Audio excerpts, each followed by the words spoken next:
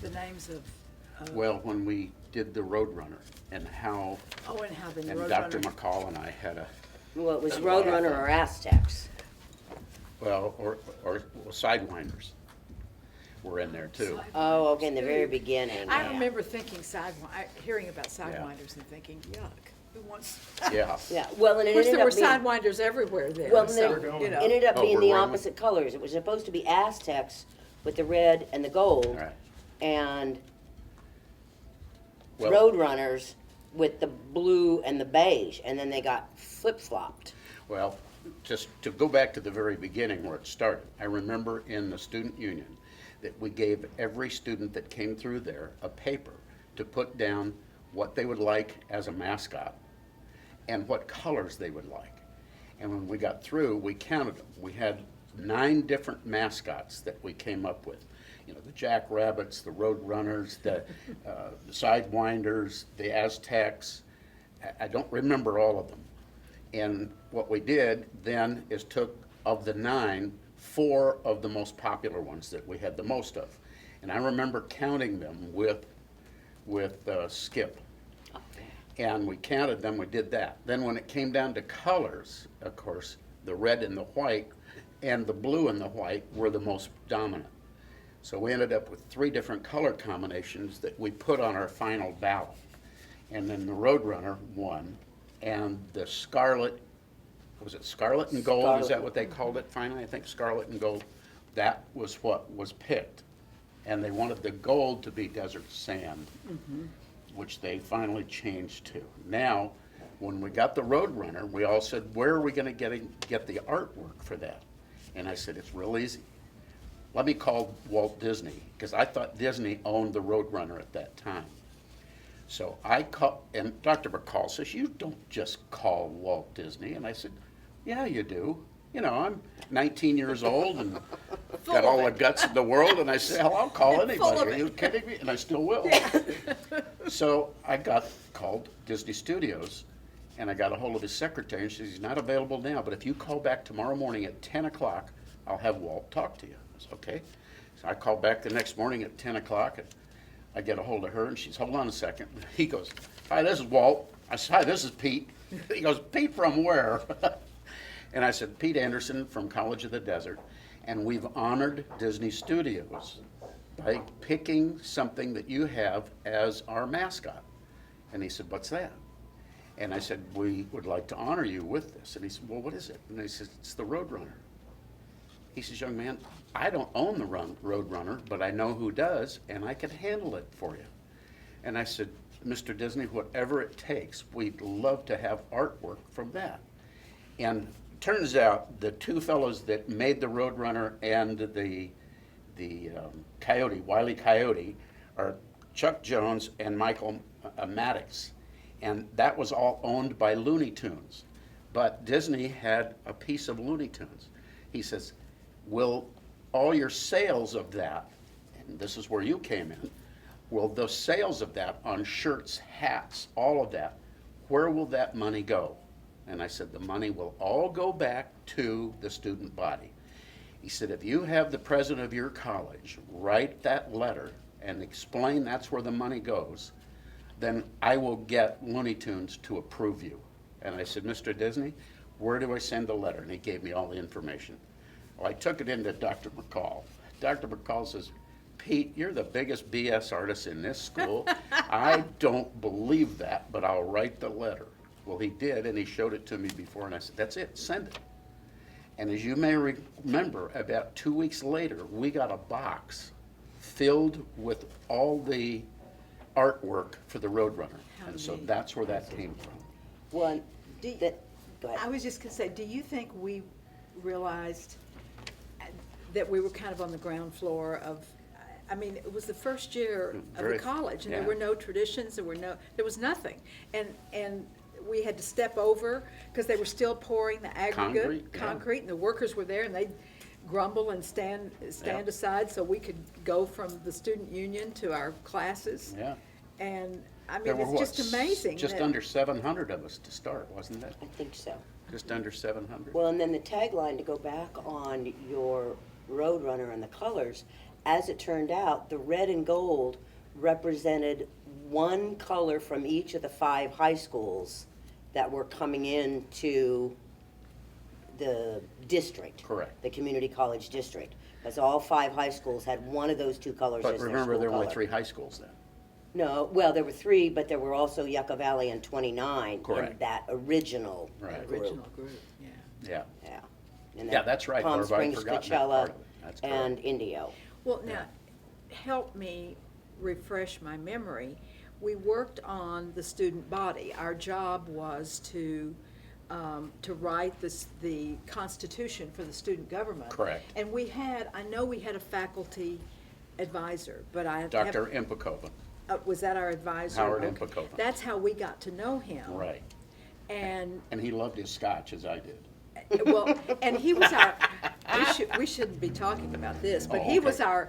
he was our chaperone when we went up to a party at Idlewild, like a New Year's Yeah, party or right. something. Uh-huh. Yeah. And I think he had his scotch, and then He we and all I had several. then we all got to do what we wanted to do without the chaperone. Well, not the chaperone. But that was when then we had our first election for, after we did the basic constitution, we decided to be a president, 2 vice presidents, a secretary, a treasurer, and then I think we had 2 other electees that were at large. At large. To do other things when it came for sports and all that type of thing. And I remember Jeff Smith, remember Jeff Smith? Jeff was very instrumental, and he helped us write the Constitution. He was excellent with words. I remember he He was Wasn't brilliant. he going to be Very brilliant. pre-law? I mean, even in that first year, he'd already Yes, decided yeah. what he wanted to be when he grew Correct. up. Yeah. But Yeah. he helped us write that Constitution. Then once the Constitution was finished, now the student body had to vote on it, but then we had to vote for officers. And what we did is, I recall, and correct me if I'm wrong on that, when we had a slate of like 9 or 10 that ran for office, and the number of votes, the one that got the most vote would become president, next vice president, and so on down the line. Do you recall it that way? Because Skip Wade ended up Sort of, winning. yes. I was next, and I think these pictures will show, and when we look at these pictures again, we'll see. But that's where the officers all came from. And those were all done, school started September. This was all done in October, because we Yeah, ran pretty fast That was the with first it. thing we did. I Yeah. mean, it was our assignment, and they kind of asked for volunteers. And I was a liberal arts major and loved history, and so I thought, oh, I remember Right. being really thrilled to be able to, Yeah, that to was, be we on had a there. lot of fun doing it. Yeah. We had a lot of fun doing it, yeah. And I went on to become Dr. Noonan's history student of the year in maybe that next year, because I was just back for another semester. And Dr. Seamus Noonan, I remember that, yeah. What did he teach? history. History and so- American government social even then, or studies social and Okay, American all right. government. Well, he but wasn't it the was one that all I had lumped to under. fight with. It was all lumped under social studies. Yeah, right. And And what did Dr. Impekoven teach? I don't remember. Nothing, he was the dean of men. That's right. He Dr. was dean of Impekoven was men. dean of men, and Carolyn Fisher was the dean of women. Women, that's right, yeah. so they Oh. helped us with the Constitution, or Yeah. with Right. the guidelines for that. Yeah, So- I'm sure that Dr. McCall and Dr. Impekoven, well, most of them are probably gone by now. I mean, think about it. Everybody and the original faculty now are all gone. You know, And they left without us? And they left without us, but they left us Golly. here to carry on. Oh, okay. Yeah. That's just as You know, well. since we've been doing this, COD, I started thinking what it meant to me, and it was a great interim educational experience, because I had been to college. You know, I'm older than you are, but I'm not older than you are. That's right. But I had been to college in Texas before my parents moved to the desert, and I just wasn't a serious student, and had partied my way through my first year. So my parents said, "You will stay home, being Palm Desert now, Right. and you will go to COD, you know, and you will like it." And you never partied. And I never partied anymore. But it was such a great interim opportunity to be able to do the thing with the student government. And then I'd flunked trigonometry, and I had to have that to go to UCR. Oh. So I took that again and got hands-on personal attention to drag me kicking and screaming through that class so Oh. that I could pass it and get that F off my record. And then all of my credits were accepted by UC Riverside when I transferred up as a junior. So I transferred as a full junior with all of my credits, which I think is pretty remarkable. I don't think they do that now necessarily. No, it's a lot tougher to transfer So I'm credits. I was very lucky, and for me, it was to be a part of California's wonderful junior college system. Well, Which- and Barbara, you can back us up on this, but you think about that first year, if I'm not mistaken, 40% of the professors were all doctors. I mean, Oh, we if had not higher. the amount of educational people that were there were incredible. And that put us on the map very quickly. I mean, here's a brand new school, COD, College of the Desert, but when they looked at their staff and they saw where they came from, and look at how many people came of those teachers that came from back east for some wonderful schools that wanted to come out here and semi-retire, but they didn't want to give up their teaching. And that's where we got them all. And I know Dr. Impekoven, for example, because he and I had a lot of talks about his history and where he came from. And that was what he came out here to retire. But he said, when he found out about the school, he says, well, I got to be involved. And I don't know how much longer he stayed in the school, but what a wonderful man he was. And same with Dr. McCall, that was president. So they did a good job. How many of the professors today carry their doctorate degree, do you think? At COD, probably very few. Maybe about 20? 20%, Really? 20 out of Yeah. and the Yeah. faculty's what, up to about 300 now? Not that big. Not that big? Okay. Yeah. Full-time's about 106.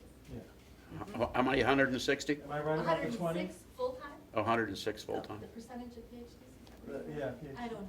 Yeah. Okay. I know that when I was a student there in the 70s, Mhm. it was the highest percentage of doctorates of faculty anywhere in the California Community College. Correct. Yeah, that's really, Yeah. But, Excuse me, Bob. It's all right. you know, it's interesting, and I think, and you find that's even going to your MD, or whatever it may be, an eye doctor, or a cardiologist, or whatever it may be. How many of them wanted to come here with the idea of, first of all, they love the Coachella Valley, and yet still practice? And think about that, that's where so many of these professors came from. I agree. No, it was good. And then now the school's got such a very good reputation, and that's why, what's the total student body now? They're about 10,000. How many? About 10. Oh, it grew a little since we were there. Yeah, just a little. Huh? From 700 to 10,000? Well, Even you could remember that. Well, and what was fun I for went me, 79. living and growing up and being raised in Palm Desert, I went to the first elementary school the first year that it opened. I went to Indio High School the first year that it opened.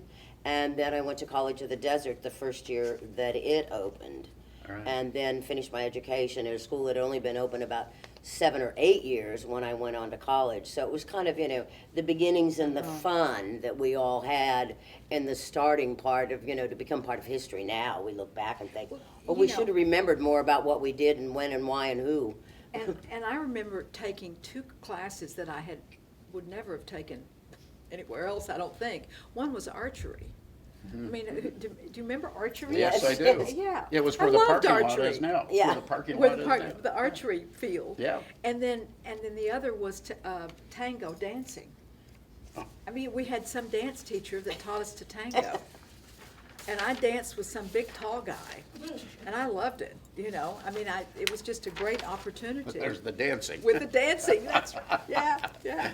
That's a picture that was in the Desert Sun in 1960, who knows when. And maybe that was like instead of gym, because we didn't have a gymnasium. They built the pool later. Yes. So I guess they needed to get us off our Because duffs to do PE some was still exercise. required then. Right, so but the dance passed as Oh. that, as did the archery. That's right. And then you remember all of the palm trees, they were all date palms, where the McCallum Theater is now, that whole corner, and behind the school where it's parking lot now, those dates were harvested every year. every year and went to the. And guess where the money went? To the vice president of the student body. I got it. No, I didn't. Well, and does anybody remember when the architecture, you know, the columns all over COD that come and then they arch over? All right, those are to represent date trees. Yes, correct. Yeah. It was So very that was- indicative of- That was very uh-huh. indicative, except the flat roofs from the San Francisco architect didn't work real well and desert Yeah. flash floods, but other than that, Yeah. it was great. But those palm trees provided, I don't know how much income for the student body, but it provided income Oh, for they us. still kept income And- coming in from the dates clear up until, ooh, And being a late Hadley, you nineties should or know about whatever. that. I know all about it. Yeah. Okay, if we, I have a question. yes, I don't know if it started with you all, but there was a COD on the mountain. You know where the cross is? Yes. Mhm. When did that start? I 66. have no idea. Yeah. I don't know either. That was done in 66, Okay. yeah. That was after us. Yeah, we were, Well, I was still around because I was working. Yeah, you were in And the- everybody, because I made sandwiches and coffee for everybody that was up there to Oh, sober good. them up so they didn't fall off the mountain. well, Right. and all of our classmates, I remember somehow it was a mecca for, I mean, there were some kids that came from Denver and Right. from Seattle, how they found out about it, and so they'd all rent a house together. And they'd go, you know, away after the school year, they'd go back to wherever they came from and then come back. But do you remember, several of the girls worked at Keaty's. Mhm. So, you know, it was great to have a job and go to school part-time. So we'd all go to Keaty's to see our classmates and to see Barbara and her dad. Right. And see Yeah, if it we weren't could. for Bob Keaty, I'd have starved to death a couple of times. I'd go get my double cheeseburger, my milkshake, and my fries, and he'd bring me a little bill. He'd look at But me, it- he said, "You don't have the money today, Dan." I said, "No, Bob, I don't." He said, "Get out of here." But it was it was kind of a cohesive group, I mean, Yeah, it was. because it was small. Yeah. And, but I remember Richard Iliff, do you remember Yeah, Richard? yeah. And then there was another kid we called Joe College that came from Seattle, that Margie dated. Oh, Yeah. yeah, mhm. Joe College. It'll come to us Oh, at 2 and in the he- morning. He was a pretty good golfer too, was he not? Yes, Did he play yes. golf? I think Yes, he did, yes, he was, I- he was very, he was athletic, you know, Yes, correct. and he was blonde and just kind of, you know, like the epitome of a Joe College. Yeah, he was about yeah. 6'1", Uh-huh. thereabouts, and a good Uh-huh. physique, yeah. And they had a house together, or, Well, a kid came with him, and I can't remember. and I think that Richard Iliff was either from Chicago or Denver. Hmm. And there was a group from Chicago as well. Sam. And their parents would send them out, and I That's know right, yeah. Lonnie and Bonnie Cochran had a house right out by us. They came over from San Marino. San Marino. Uh-huh. Mhm. And then I had, with 3 other guys, rented that house on Monroe, which is now a State Farm agent. Yeah, no, on Monterey. No, I mean on Monterey. Yeah. On Monterey, But yes, that little, yeah. that white house that's there, Uh-huh. and remember, had a huge fence in the back and a swimming pool, and we go swimming there in the nude with a bunch of people. It was just awful, it was just so bad. But I tried to do it as That was a often as I party could. house. That was the- just a that party was- house. What a party house. And the other party house was Rick Coffin's, I think, out where Clancy Lane is now. Because I Yes. remember one night the police raided it and we were running and they For had, forever. and there was a date grove around Yeah. it and I had on floppy sandals and we got stuck in the mud and I lost a shoe running from the police. Yeah. I think we probably should go to lunch. Yeah. Are you finished with us now? I'm sure if you guys. No, let's we, do it. you know, we could do this Oh, for 2 hours. we could- so. yeah. Right. That's great to hear all that. Well, it's probably some of it you don't need for Yeah. people to print or something. But it's all pretty, pretty tame by, Yeah, we- by today's By standards. today's standards. Yeah. It's like I didn't Because it want was to. kind of like a fancy school, it was like Palm Springs, so the parents would send their kids, Lonnie and Bonnie's folks were getting a divorce. Yeah. Like, they got them out of high Oh, school, yeah, and so right. get them out of town. And they were right. really unhappy, I mean, it was a very sad time. Yeah, for them. For them. Well, And one part of of- them went to jail, you know, when the police would raid, I think just to show, just as an example. But one of them spent a night in jail in Indio because we were underage drinking. God What a forbid. shame. Well, and then the stories too, which you'd appreciate, that with all the Vietnam protests, we didn't even get into all that. No, it The wasn't. maintenance department would not work that day because they'd lock up all their tools, their shovels and their all of this, because they could be used as weapons. Because see, that was all through the 60s that I was Well, there. that You was guys the- were pretty much gone by then. But there was just a little of that in the early 60s. Well, see, I was drafted right out of Yeah. COD, and then I went to basic and all of that, Yeah. ended up going to NOM, so. And see, I was there 65, 66, 67. Yeah.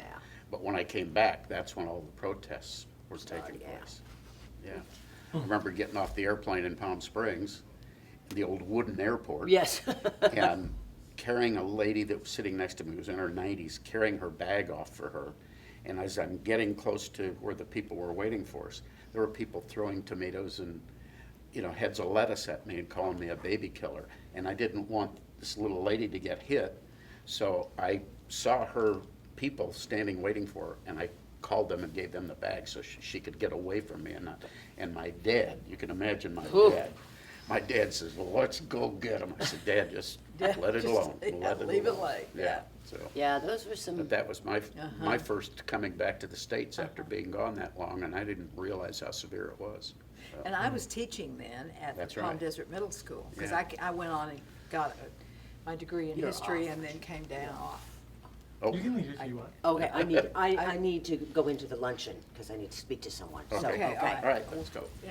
Okay. Thank Okay, you. Well, Thank thank you. you. Yeah. That was. I can't remember exactly when we met. I think it was through Mimi Rudolph, probably. I think so. I think In it fact, was, you were yes. not married at that time. No, that's You were right. Single. But you lady. were always such a gracious hostess. Thank you. Well, it was wonderful living on the campus. Oh, I know it We was. had a lovely home there, and when we came, they entertained every freshman that came. We had every freshman that entered the college come to our house for tea, What a nice custom. and they seemed very appreciative. Of course. Well, I was a product of a junior college, as we called it, community college Right, now. now. And I was pleased when I moved to the desert in 1969 to find that we have a community college here, and such a wonderful one. And my, the changes that have come about in the last 30 years are dramatic. Well, you were always such a great supporter. In fact, there would be no foundation at our time if it had not been for you. Well, thank you. Well, I do believe, I'm a strong believer in education. And You I think that certainly- that college is the most wonderful resource that we have in the It's- valley. It certainly is. Well, and when we started the foundation, we simply asked you if you would help with, we went to your home and laid it out for you and asked you if you'd help, and you took it and ran with it. Well, it was our So it's pleasure to been- do what we could at that time. Great. I think you have a wonderful student body. I've noticed there's never been graffiti there that I know of. The students respect the campus, so That's wonderful. I think so.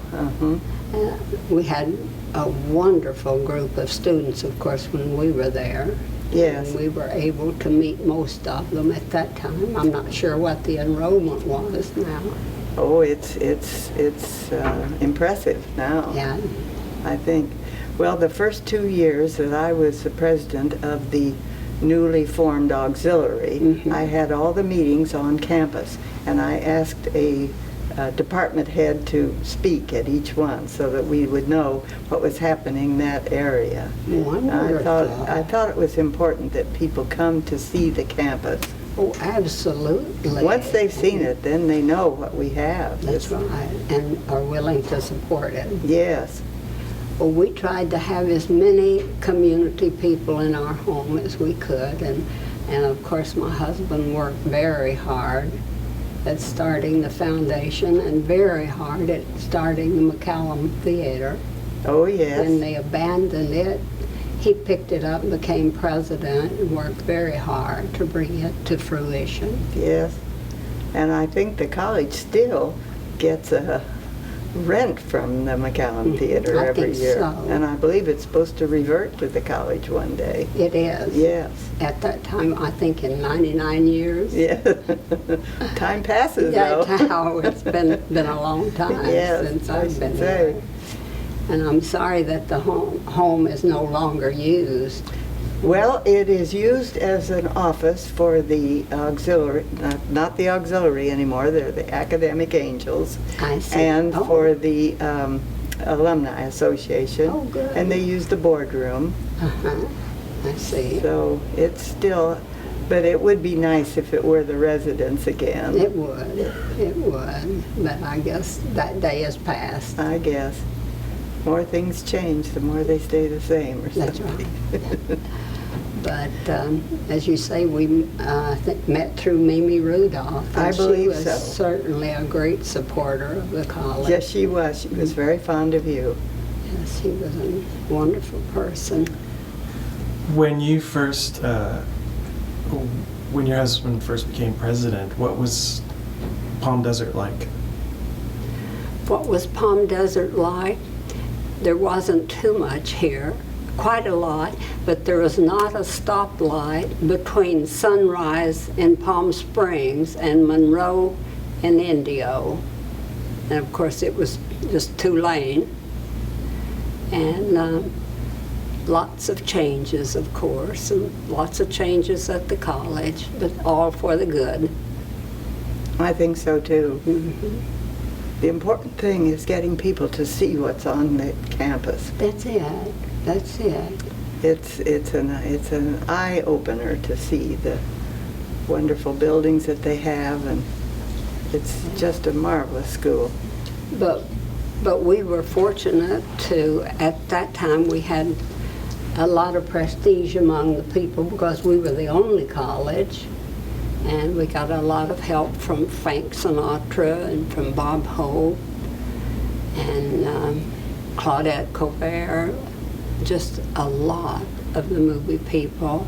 I know in the history that I've read, it talks about Bob Hope being being a commencement speaker one year. That's right. Is that right? That's and that right. would have been when Dr. Stout was there, yes? That's right, he was. Uh-huh. Did you attend commencement ceremonies? Did you see Oh, yes. him as the keynoter? Oh, they came to our home before commencement and had dinner. We also had Ronald Reagan and Nancy in our home on the college campus.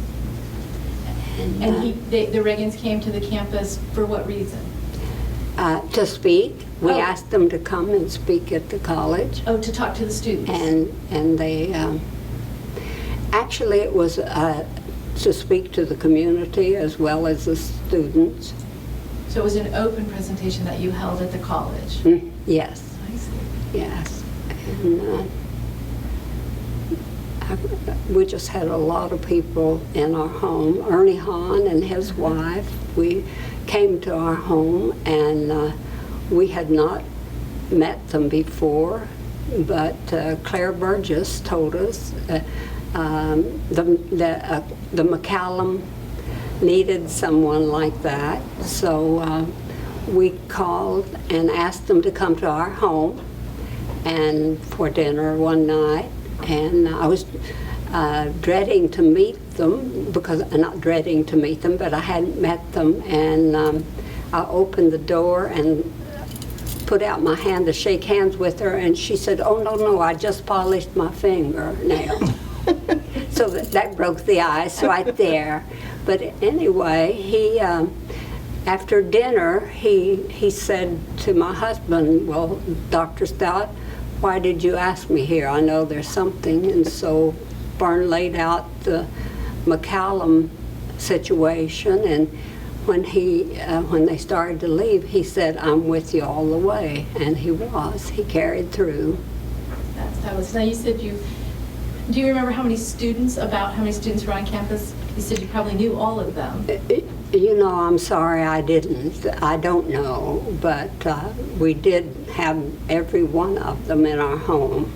And the faculty? Pardon? And also faculty?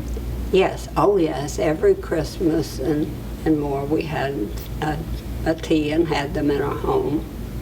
You were a wonderful cook and a beautiful hostess always. Thank you very much. Well, Jeane has been a great supporter from the very beginning. Well, I As do s- believe in education, Yes. and I believe in this school, and I'm so happy to be in a position where we could help. Isn't that one? Well, and you were willing, that was the main thing. A lot of people believe in it, but you acted on it, and that was wonderful.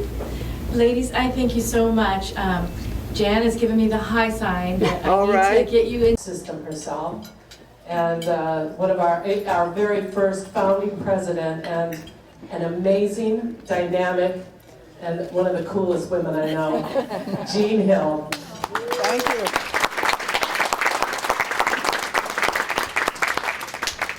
You want me on now? I want you on now. Right now? Yeah, there you go. Are we engaged now? Yeah, you bet. You're a lovely girl. Well, to say that I am pleased and proud of the progress and success of this support group for the college, that would be an understatement. Pleased and proud, yes. Surprised, no. We knew we had a winner from the beginning, and we were determined to make it so. In the fall of 1984, the president of the college, Fern Stout, and his lovely wife, Leta, and Mrs. Stout is with us today, I'm happy to say, invited some people to their campus residence to discuss the possibility of forming an auxiliary to aid the foundation in its goals. As a board member of the foundation, I was included in the invitation, and everybody seemed to think it would be a good idea to form an auxiliary. Dick Codd was director of development, and he had come from the hospital business, and he saw the value of auxiliaries. So he egged me on to assume the role of founding president, and Coeta McGowan, later Coeta Barker, said she would serve as vice president. So a few days later, she and I met, and we decided that we would have a fundraiser. I felt that it was imperative that we have the event on campus so that people could see what it is that we were asking them to support. And that is still the key for getting people interested in making donations to our school. And Peter Sturgeon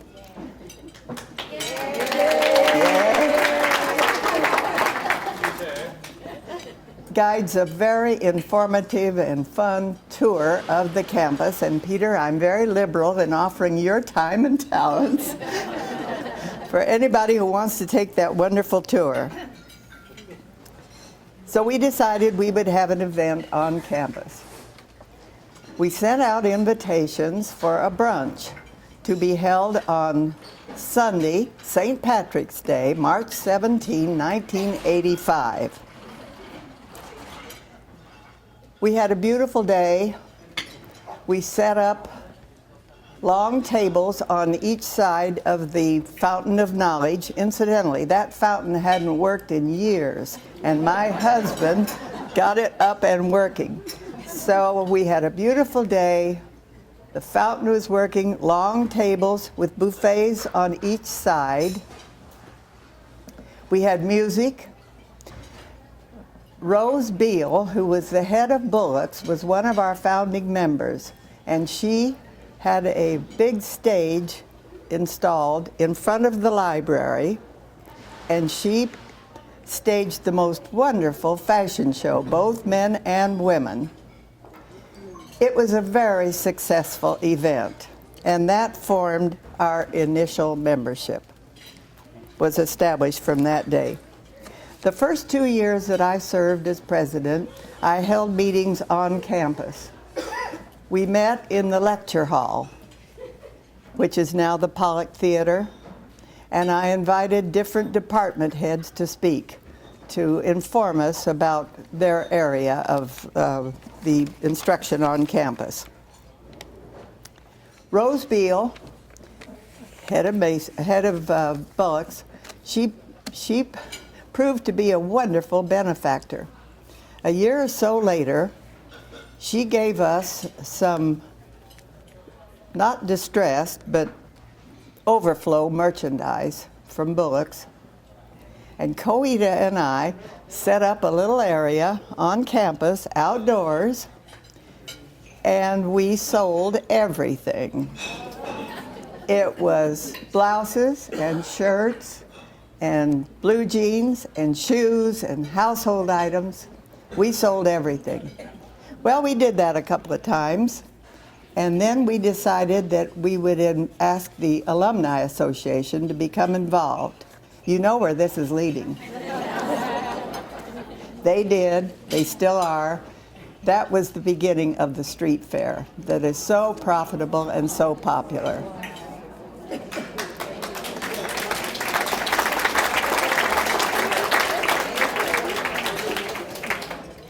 Since those early days, there has been an impressive series of events, fundraisers, very rewarding results. Highly capable women have passed the torch and continued the efforts of those who have gone before. Now we are so fortunate to have Jan Harnick and her board. They are raising the standards. I have every faith that Academic Angels will prosper and the college will continue to benefit from your efforts. I do know that the support of each one of you here today is very much valued and appreciated. And in order to secure the future of this wonderful school for generations yet to come, I'm sure that any member of the foundation would be happy to discuss with you the planned giving program to help you achieve your wishes. Nothing can change a life better than education. Thank you.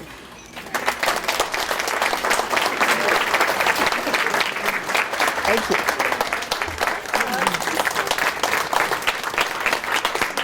Thank you. Why, thank you. Thank you. Thank you. Thank you. Thank you, Jan. A or B? Thank you to Jeane Hilb, one of our greatest resources.